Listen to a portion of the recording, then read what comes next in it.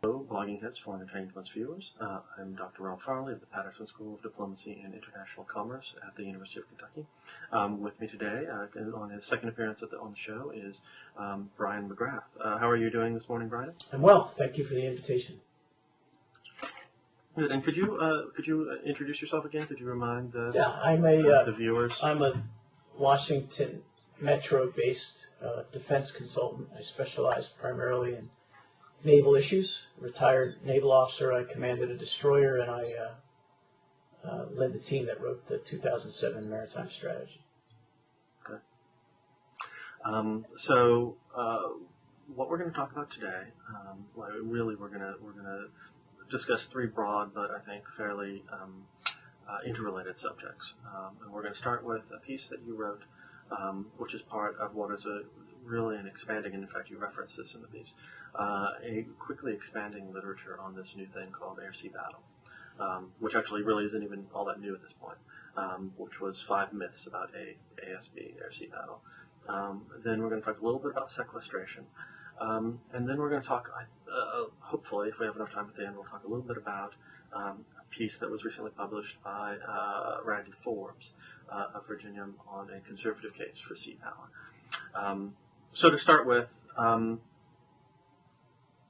if you could give like a bite-sized explanation, what is AirSea Battle and why are there myths about it? Yeah.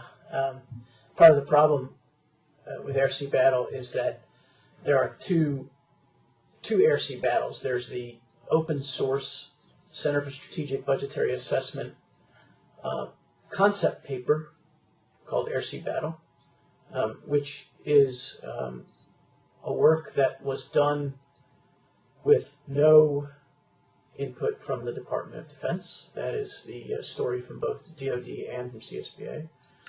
And then there is the classified Department of Defense effort that started as a cooperative effort between the Air Force and the Navy, which has since grown to include all 4 services, to investigate ways that, at least initially, those 2 services, and now the Joint Force, could cooperate better in order to confound an adversary's ability to deny us airspace and sea space, which is something that the U.S. Joint Force has not dealt with in decades, really, is the ability of any adversary to challenge our mastery of either of those domains.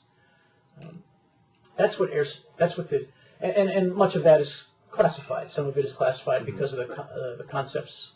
Some of it's classified because of the technology. Some of it is really mundane training, tactics, and procedures kinds of things, which I think, as you said in the piece, I think the taxpayers would be proud to see the services getting together and cooperating in a way that potentially saves some money, because they do obviously waste money on duplication.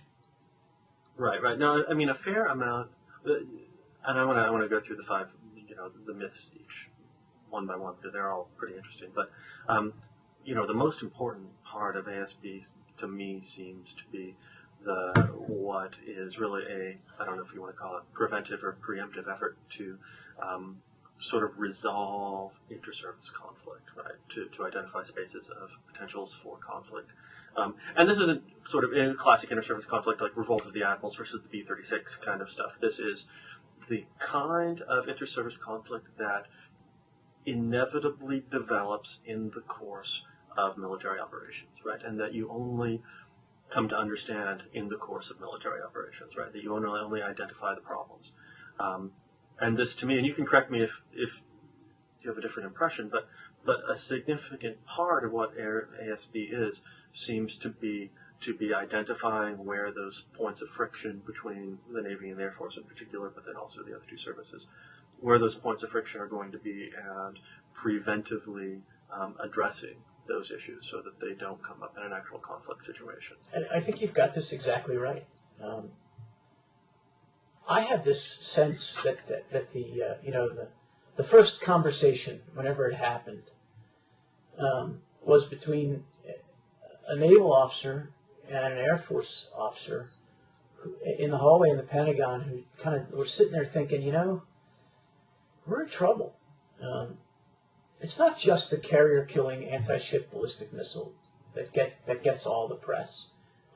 There are scores of other threats to sea control, to projecting power from the sea, which depends on sea control, that aren't ballistic. They're just high-speed anti-ship maneuvering cruise missiles.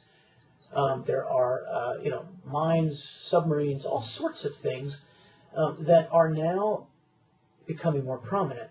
And then the Air Force officer says, it seems as though we're getting pushed further and further back by increasingly capable systems. And these two officers in this conversation said, we got to go figure something out. And I think that's broadened into this now much ballyhooed effort. Right. Now, we should also hasten to add that while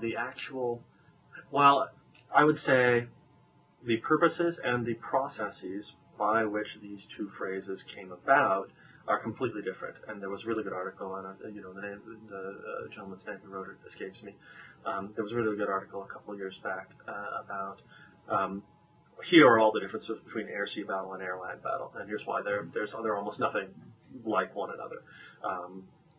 But the name certainly harkens back to Air-Land Battle, which was sort of the final doctrinal development in the armies and the air forces plan for fighting the war on in central Germany, so essentially the war in Fulda Gap, and that would be echeloned out in both directions. And it's interesting to me, and I guess has the fact that this thing is named AirSea Battle and that everybody remembers AirSea Battle, or when the name of AirSea Battle evokes Air-Land Battle, which is a much different doctrine created by a much different process for a much different purpose, but was quite clearly created to defeat a Soviet offensive into Western Europe. Does sort of that evoke some of the myths that we're going to talk about here, that this is, that this is like Air-Land Battle, a specific plan for fighting a specific foe? Or does AirSea Battle just really work nicely as a three-word catchphrase? I would be lying to you if I would say that I'm an expert in what Air-Land Battle said and didn't say. But all I can tell you is that I do remember that there was a considerable portion of it that spoke to interoperability and the definition of seams and gaps between what the Army wanted to do, what the Air Force was capable of doing, and those sorts of things. And so at a level of TTP, of what the services like to call .mil-PF, which just means the whole kit and caboodle, the services there were cooperating in a way to deliver combat power more effectively and more efficiently. Obviously, there was a geographic and a geostrategic emphasis there, which does muddy the water somewhat with AirSea Battle. But at the end of the day, I don't find the naming convention to be all that important or confusing. The thing that I've done a little bit of a literature search, and I've never seen anyone conflate air-land battle and containment. Right. Everybody seemed to understand that what we were talking with air-land battle was military operations, and that it was a set of military operations that were internally consistent with the grand strategy. I would suggest, and this gets to our myth discussion, that AirSea Battle is exactly the same thing. It is not a strategy. It may be strategic to some, but at the end of the day, when I hear people try to compare containment and AirSea Battle, I just shut off because they don't know what they're talking about. Right. I mean, operational level doctrine or operational level planning can have strategic effect, and we can talk a little bit about that as we go on. But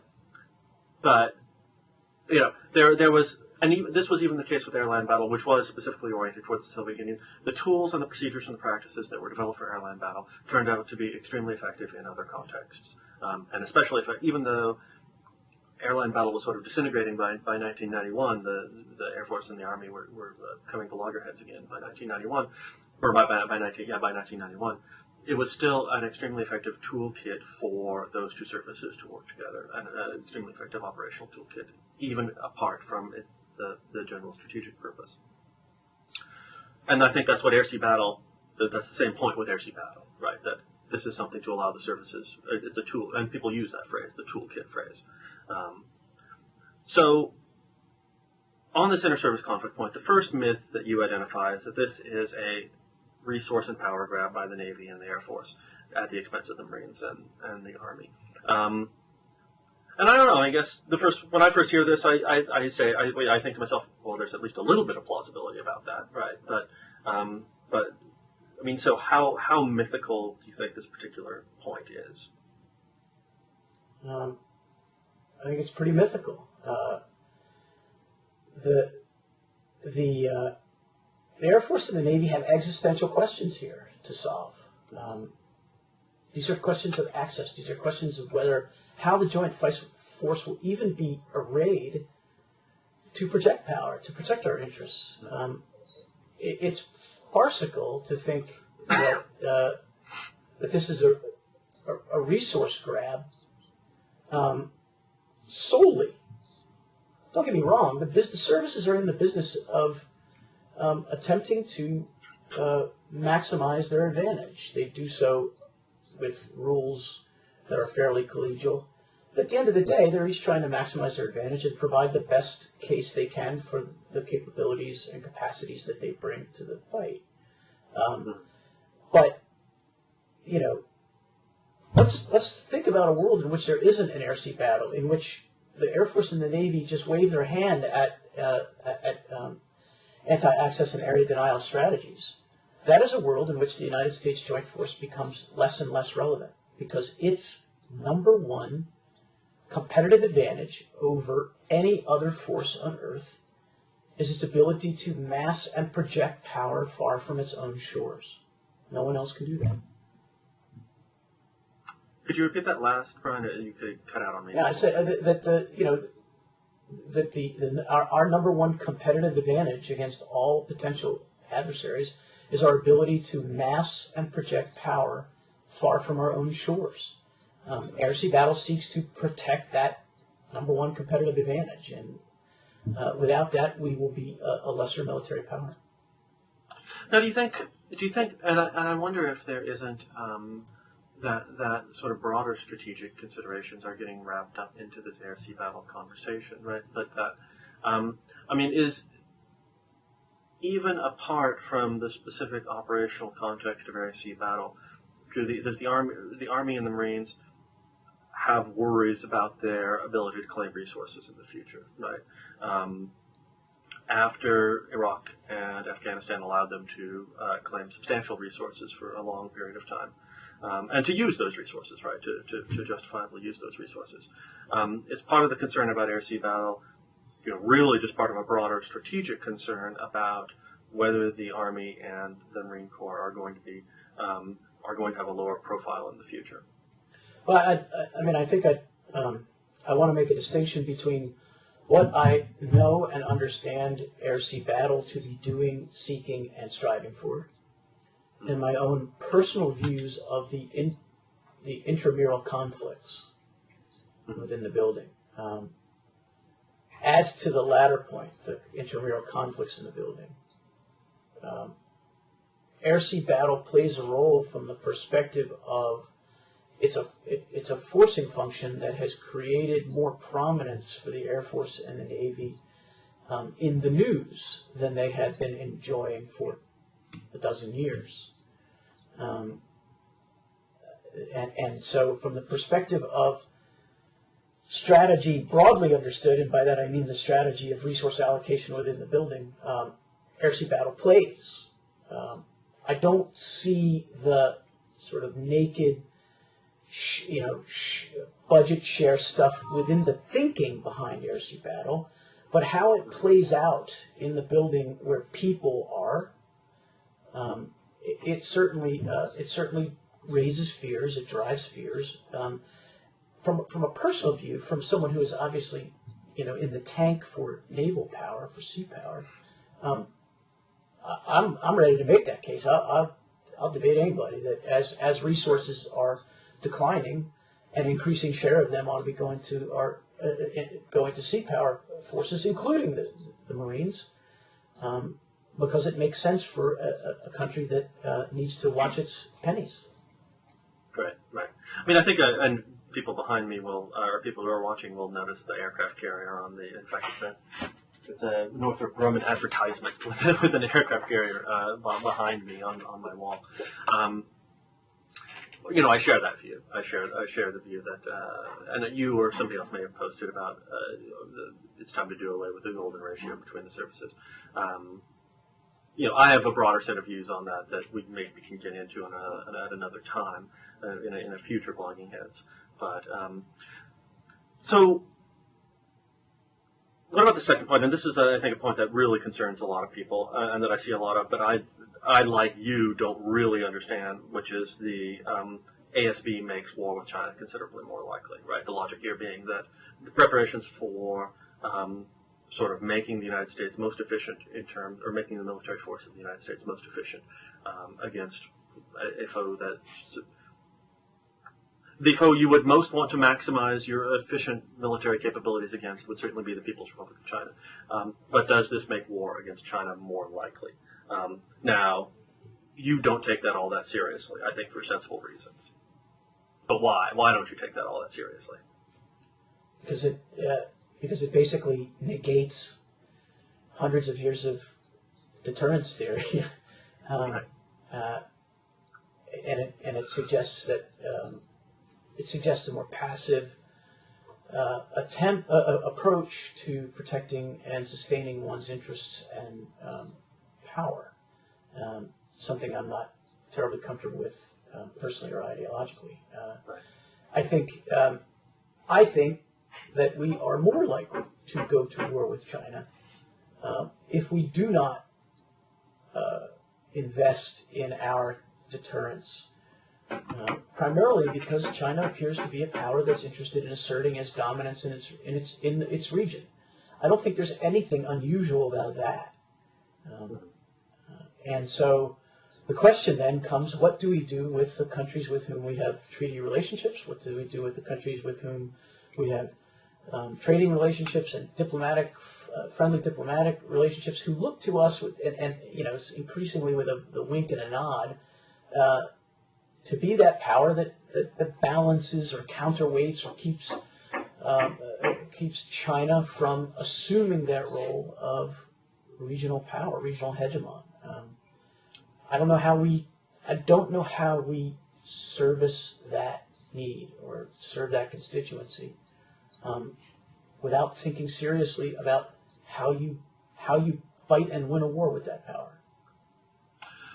Now, what about the argument that there are likely to be specific precepts of an AirSea Battle framework that are likely to produce destabilizing offensive doctrines? Right. I mean, it's a long-held, at least in the political science world, but I think also in a fair amount of the military literature, that offensive doctrines have the capacity to destabilize. Right, doctrines that call for preemption, prevention, that call for attacks on the enemy homeland that may drive up the ladder of escalation before we're prepared to drive up the ladder of escalation. Attacks that sort of emphasize the importance of moving first, and so in this case it would be something along the lines of carrying out a preemptive set of strikes against Chinese airfields, but also land attack cruise missile bases and ballistic missile bases, which I know that people have at least talked about in the context of AirSea Battle. I mean, is that something to be concerned about? Because I think it's there that, I mean, I share the logic. I mean, I share with you your interpretation of the logic of the deterrence, but there does seem to be something about when we're thinking about disrupting China's system of anti-access systems. There are passive and aggressive ways of doing it, and aggressive ways of doing it might actually increase the chance of war between the United States and China, or might escalate a particular conflict beyond what it otherwise where it otherwise might be. You ever seen the movie The Godfather? I certainly have, dozens of times. When Don Corleone says to his son Sonny, his oldest, Santino, during a meeting at the Genco Oil Company, he says, "Mention it, don't insist." You asked me, should we be concerned? And my answer would be concerned, don't be obsessed. Listen, you brought up two separate issues. One is preemption. The other is capability of strikes on the homeland. I want to treat them separately, and then maybe tie them back together. AirSea Battle, a la the Center for Strategic and Budgetary Assessments, presupposes that China acts first. I don't know, or if I do know, I can't speak on this circuit whether the AirSea Battle, the official AirSea Battle, makes the same supposition. All that I can tell you is that every single East Asian war game that I've played in the last 5 years makes the same supposition, that the war this isn't a war of the first move from the United States. Doesn't mean we couldn't do it. Obviously, if you're capable, you have the ability to preempt, but that's not the driving force here. I think the suggestion that you would plan to fight another major power by Marquis of Queensberry rules, and that you would take his homeland targets off a target list, especially conventional target list. I think it's zany. I think it's a zany way to think about fighting. The problem I have with people who like to come back to this point is that they operate from the supposition as if that's how it's going to start, right? That all of a sudden the United States is going to go downtown and start rearranging piers and taking out radars and going after command and control, what have you. I don't know necessarily that anyone is thinking that is how the opening stages of this thing go. All I want, as a thinker and a planner, is the ability to do that at some point. I want to make the other guy, first of all, there's the whole deterrent part of AirSea Battle that doesn't get enough press, and that is, I want the enemy, the adversary, the other guy, whether it's China, Iran, Venezuela, whoever it may be, I want them to understand that in peacetime, we will be arrayed powerfully with the capability to fight through their attempts to deny us sea and airspace, and that we will protect our interests and the interests of our friends, and so that your first move is going to be a bad one. I think there is some value in that conventional deterrent posture. Secondly, if that deterrent posture fails and you get to war conduct, I want that other country to spend resources on protecting military targets in its homeland. I don't want to provide it with endless internal lines. If you look at China, you've got amazing internal lines back into the continental landmass, but if, as some would suggest, that we would just sort of back off to an extended blockade strategy, then the South China Sea becomes internal lines also, and I'm not sure I want to cede that kind of space. I want the ability to strike targets anywhere in the world. We don't necessarily have to use that. That is where the political decision gets made, and that's another one of my arguments later in this thing, is that it's not up to military people to put their gun back in their holster when they're still planning because of the possible political fallout. It's the job of military planners to come up with military plans and operations and to discuss with political officials at the highest levels what the potential political fallout would be. and then the civilian authority makes the decisions. Right. I mean, we should add to that in the case of any prospective or nascent or in the sort of the early course of any conflict, militarized conflict between the United States and the PRC, the difficult decisions with regard to escalation are not just going to be on the American side, right? That the Chinese themselves are going to have a set of devilishly difficult decisions to make about what political level they want to escalate. I think if anyone thinks that the water system in San Diego is going to work properly 24 hours after the conflict starts, they're crazy. Well, I mean, it's beyond just that. I mean, so people. If I'm in Beijing, I'm going to be really, really nervous about launching the first volley of anti-ship ballistic missiles at an American carrier group, right? For two reasons. One, you really want to go this far, right? Because if you sink an American carrier, then it's beyond on. It's to the third level of on. And second, everybody's going to be nervous about medium-range ballistic missiles being fired by nuclear powers, right? I mean, it just amps up the nervousness between powers, and so there'll be a lot of concerns about escalation, I think, on both sides about what targets are appropriate and what political targets are appropriate.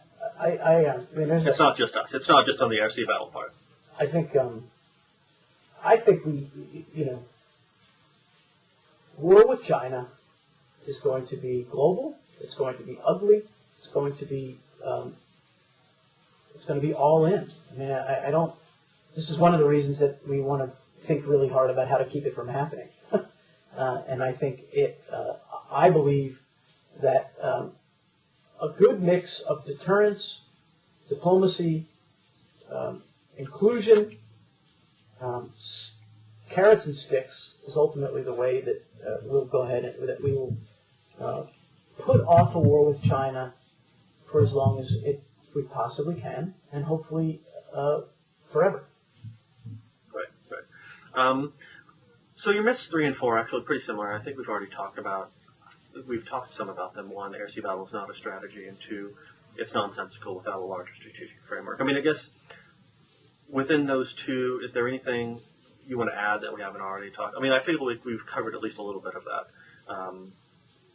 so far, but is there anything else you wanted to add or emphasize with regards to with regards to where AirSea Battle fits within national strategy making?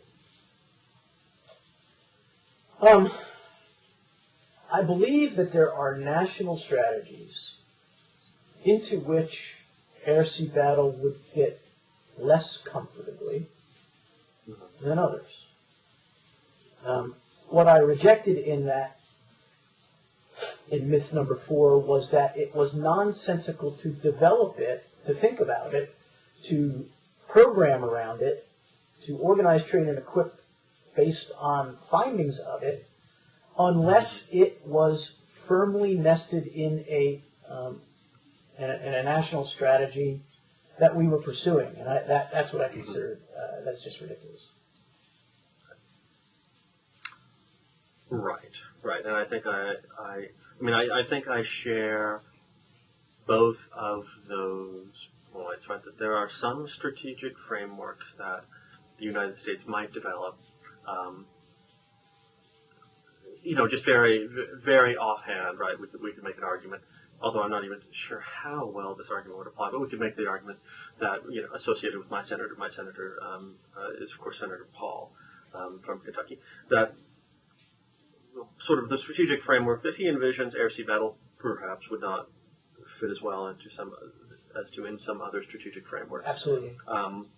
But that it is not in and of itself a strategic framework, and it doesn't demand a specific or particular, right? It works within several different ways of thinking about national strategy. Absolutely. Right? It's a tool to have within several different ways of how the United States operates. If I'm the Pacific commander and I have to pursue this conflict, I want this tool in my tool bag. I want extended blockade in my tool bag. I want them both. And I want to have options. I may sequence them differently. I may have priorities and emphases that change. But at the end of the day, the problem with up front saying we will not pursue AirSea Battle, we will not hold targets at risk, is that you cede battle space. I think you inject uncertainty into the calculations of the other nations in the region. You undercut our ability to be persuasive in the region, and it injects a whole new security dynamic that I'm not comfortable with. All right, so let's get to myth number 5, which I think is also going to drag us into a conversation on sequestration. Myth number 5, we can't afford AirSea Battle. And this argument is made, I've seen this argument made in several places, and it comes from several different orientations, although I think most often from what you might call liberal left positions on the one hand, and from, again, Senator Paul positions on the other hand. I guess what's your short way of answering the we can't afford AirSea Battle? I guess there are different ways of phrasing this question, right? Because some of the most, well, I'll see whether you agree or disagree with this. Some of the farthest flung sort of permutations of how we might think about AirSea Battle do touch upon procurement, right? They do have procurement implications. Absolutely. And they have Absolutely. implications for, say, how many F-35s we have to buy. And like advocates of the F-35, I think, are perhaps most common in making the argument, oh, hey, if you want to do this AirSea Battle thing, well, you need F-35s. Because they're so joint that they'll get you out of joint or something like that. So in that context, that might be where people are coming from, right? And maybe a response to Lockheed Martin Flax, who want to use ASB as an explanation for why we need 2,400 F-35s or something along those lines. But I guess I'll let you go on that, and I'll let you say what you're going to say, and then we'll talk about it. Well, then maybe I'll try to be more precise than the critics would be. And I think the Senate just passed, I think it was a $598 billion defense appropriation or a defense authorization. I don't remember which it was, but it was just the other day. It seems to me that $598 billion is sufficient. I think we spend enough money on defense. I'm not here to argue that we need to vastly increase our defense budget. I think it's spent poorly. I think in the quest for service share, we wind up spending inefficiently in the risk-averse, strategically inept way in which we parse out those funds. We wind up overpaying for capabilities that are less useful, and thereby underpaying for ones that are more useful. So, at the broad level, when someone says we can't afford AirSea Battle, I just think there's just nothing to that. Of course we can. We can make choices. We can make choices within the Department of Defense's budget. Even we can get to sequestration. Even if we sequester money, you can still make choices that will drive us to different strategies, and different strategies drive us to different force structures. Putting aside for a second DoD's inability to make tough strategic choices, there are tough strategic choices within the government that could be made. Other spending. I rail against the concept of discretionary and non-discretionary spending. Non-discretionary spending is discretionary. Congress could change formulas and change the way non-discretionary spending is made. Ultimately, it's going to come down to will. Political will is the answer here. It's not money. It's not the ability to afford. It is political will. And thus far, guys like me haven't made the case. Our case isn't as strong. We didn't win. We don't seem to be winning the political questions that matter. But that doesn't mean we're going to shut up. We'll just keep talking about it. Right. The we can't afford, strikes me as in the American context, almost always being wrong. Well, and I think for the reasons you just suggested, and wrong not just in terms of military, but also, as you suggest, for whatever else, right?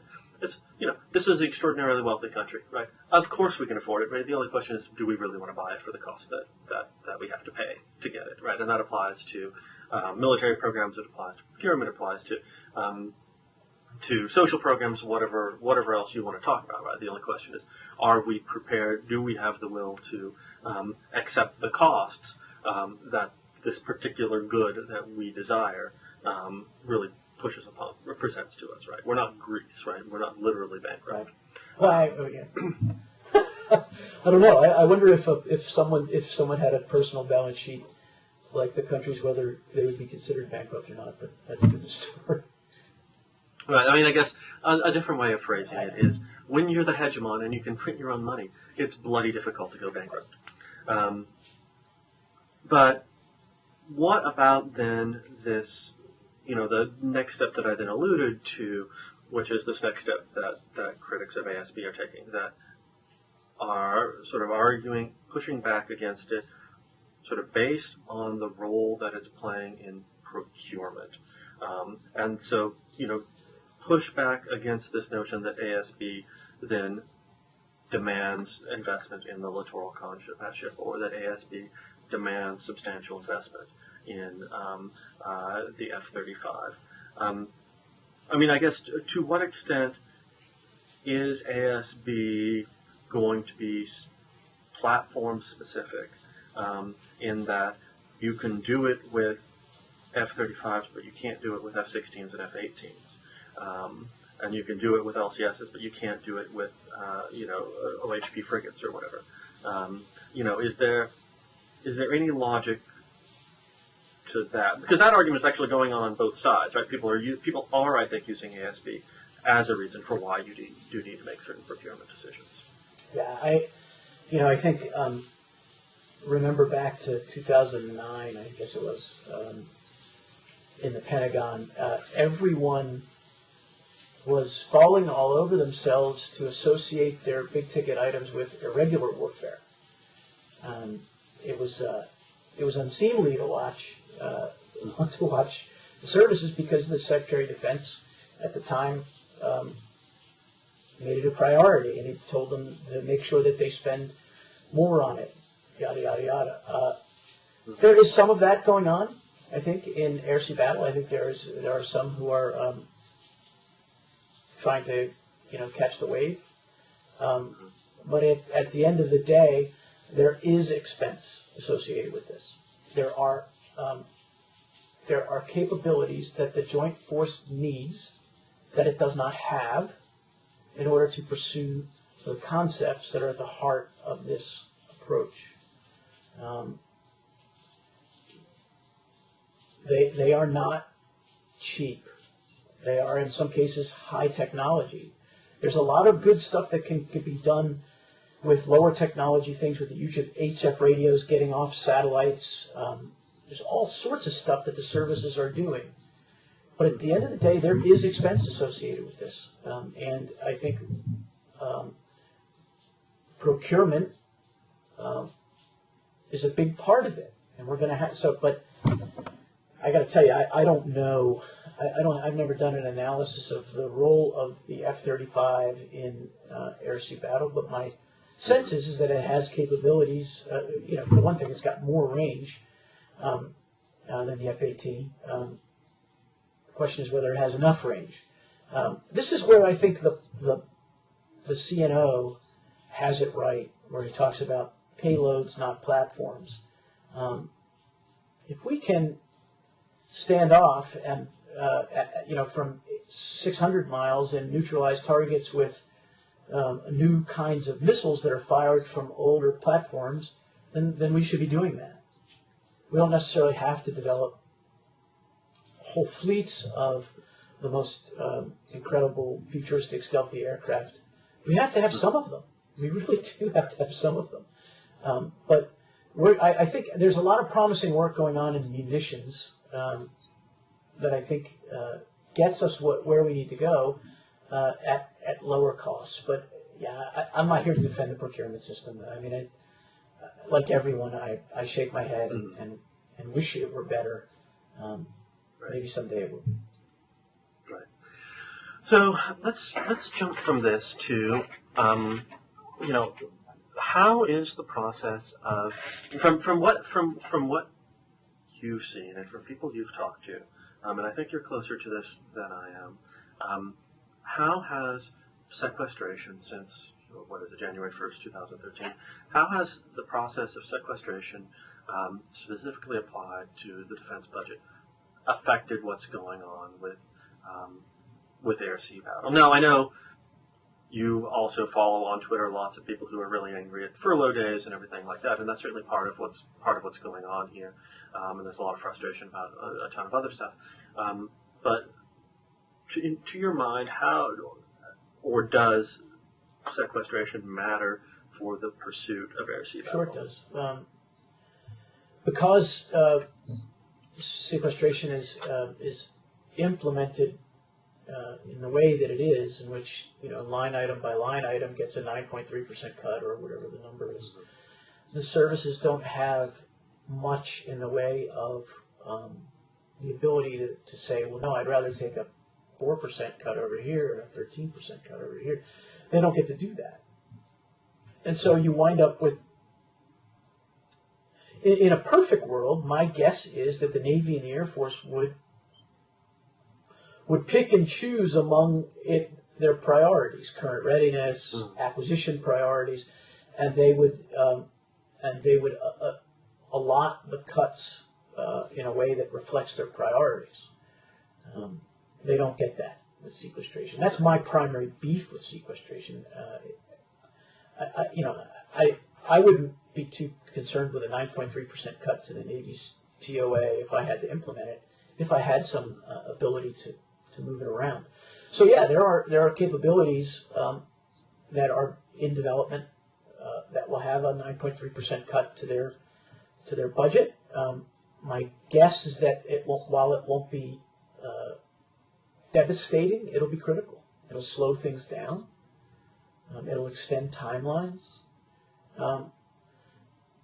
That's a specific discussion. I will tell you that as I watch this thing playing out, there appear to be two groups of people who really care about this right now. Number one is the services, the Department of Defense, and they've begun to make really good cases about why this is just ridiculous and stupid and ill-advised, and they're doing a good job. And then there are members of Congress on both sides of the aisle who are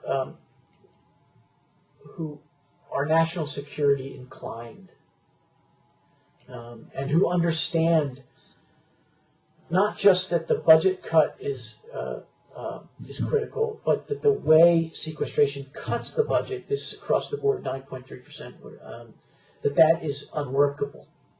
But that's a minority. I mean, it's not a big group of people.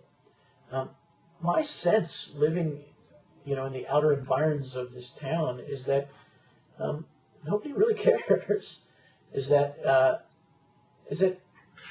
there are a group of primarily Republicans who came in to cut the budget. Some of them had been around long enough to realize that it would not happen if everyone played by the same rules that they'd been playing before. Some of them were new and just believed that they had to deliver on promises. And I think they are content with $1 trillion in deficit reduction, irrespective of the methodology. I think that in their view, the fiscal condition of the country is as Admiral Mullen, when he was chairman of the Joint Chiefs, told us, that is the number one threat to our national security in their view. And I think they feel justified in doing what they're doing. So I don't see a whole lot of momentum to do anything about it. Right. No, and I have what's fascinating to me, and you and I are on very different sides of the aisle, which makes these conversations interesting, is that when the entire idea behind sequestration was that on both sides it would be so terrifying It would be so terrifying to Republicans and so terrifying to Democrats that no one would actually go through with it. And it seemed to me almost as soon as the deal was struck that it's just not going to be sufficiently terrifying to the relevant party, the real power players on either side, that there's that much of an incentive to actually get some sort of other deal struck. Right? That it's not going to work in its central purpose, which is to produce a grand bargain. That it's just gonna happen, and the pain is gonna happen, and people are going to deal with the pain. And I think for some of the reasons that you suggest, I guess what's puzzling to me is that anyone thought that sequestration, that after the process was put into place, that anyone thought that it could be avoided, because it really seemed extremely unlikely that it was going to be avoided. Yeah, in a meaningful sense. I don't know. I will tell you, I wasn't smart enough to see the way things developed. I sat back and watched last fall into the winter as a president with whom I rarely agree pretty successfully painted the Republicans in the House as anti-defense, and he went down to a shipyard and he stood behind the backdrop of a carrier under construction and talked. I sat there and said, "This is amazing to see how this is playing out." I saw none of it. I don't have the political skill. I don't have the powers of prediction. I just didn't see it playing out the way it has. But as it has played out, I try to analyze what's going on, and my sense is it's just not. It doesn't hurt enough. Right. It just doesn't hurt enough. And while there are a lot of families who are struggling with smaller paychecks, and I think that's something that's not small potatoes. That's a big deal. I'd like to see them figure out some way around this. But as I tweeted this morning, I'm hearing more and more that the 2015 budget bill that the president gave Secretary of Defense the guidance. No, you will not take sequestration into consideration in that budget submission either. As in, I want to keep it alive as a bargaining tool. That's interesting. And politically and strategically, that may make a lot of sense. I'm not privy to the counsels of the president and his advisors, but I could probably make that case. Well, you know what, Bryan? I think this has been a good, tight discussion on these two subjects, and I think we should probably close it off here. But this has been, unless you have anything else to add, just at the end. No, I thank you for the opportunity. I enjoyed these. All right. Well, fantastic. Well, then we will certainly have you on again, and I think it's actually useful in terms of having people on different sides of the aisle on blogging, which is the whole purpose behind blogging heads, and it's just my fault that I don't successfully do that enough in terms of bringing conservative interlocutors onto Foreign Entanglements. But thank you for being here. We're also so damn well behaved here. All right. All right. Well, thanks, sir. Take care.